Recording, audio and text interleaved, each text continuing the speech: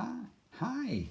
Well, we're back for chapter 12 of Surviving Bear Island, and Tom has just found a spot to see if he can work on a shelter, and so here we go with chapter 12. I dragged 5 large deadfalls to the edge of the bank and slid them over, about 2 feet apart from each other. I gathered sticks and branches and placed them every which way across the deadfalls to make a roof. Something to get me out of this constant rain.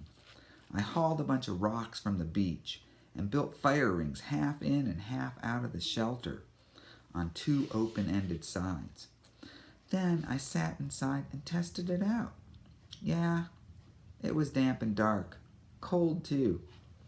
Just a triangular cave. Dirt wall, stick roof, moss and mud floor. I hoped it'd feel different with a couple of fires blazing, and I knew I could make it better. Water was already dripping through the roof, but if I spent all my time on the shelter, it'd just turn into a tomb. I wasn't Mr. Skinny when I started this trip, but I was now. My clothes hadn't magically gotten bigger, but they hung on me. And my face? I'd seen my reflection in a puddle yesterday. It looked like it'd been stretched, the way it'd appear in one of those funhouse mirrors.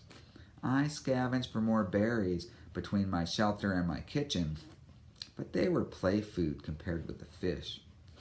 At my kitchen, I grabbed my gaff and life vest and headed back to my sleep shelter.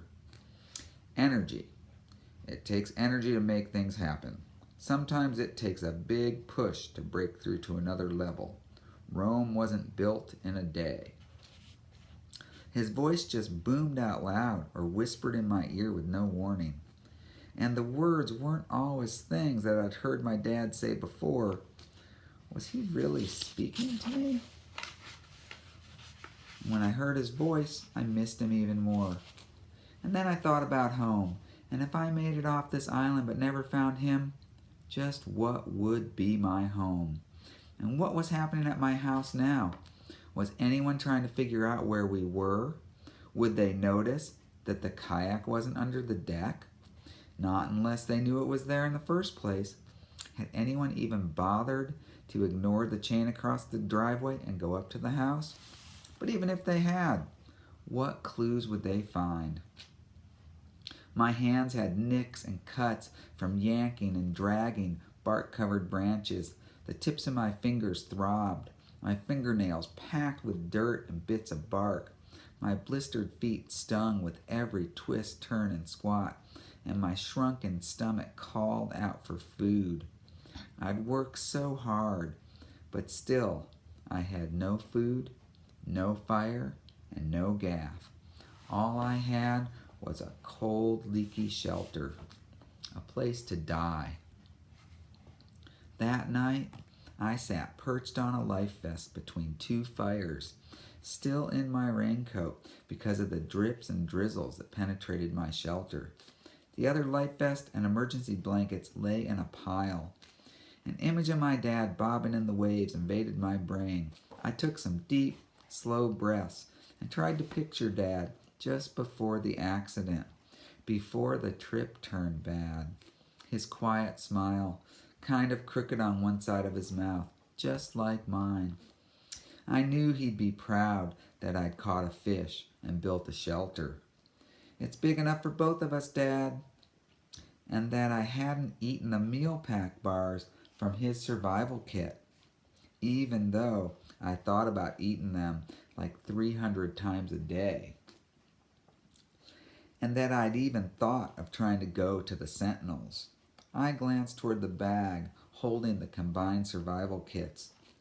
Dad would take care of what he had, wouldn't waste anything. At home and on his building sites, he backed screws out of old boards and reused them.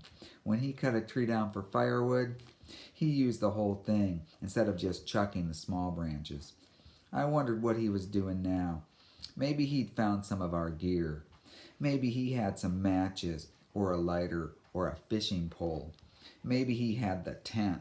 Maybe he had some of our food, the graham crackers and chocolate bars, the marshmallows. My mouth watered and my empty stomach burned, trying to digest itself. I picked up the gaff. Make it better, I thought. Stronger. A fish is going to pull, and I need to be able to pull back. I took the lure from the kit and threaded fishing line through the eye hole. I tied a knot in the line, creating a small loop, then cut the remaining line, and kept cutting and trying and tying things until I had 5 loops through the eye hole. With a piece of rope, I tied the lure onto the gaff so the hook hung over the edge. I ran a piece of rope through all 5 loops, wrapped it around the pole and tied it. I wrapped another piece of rope around this rope and tied it. Then I took the 4th piece. Then I took a 4th piece and wrapped it around the fishing line, hoping to hold the lure in place in as many ways as possible. I pulled on the hook. It held. I stepped outside and sunk the hook into an alder trunk just inside the ring of light and pulled. The hook started to bend. I smiled, then whispered, "That lure isn't going anywhere."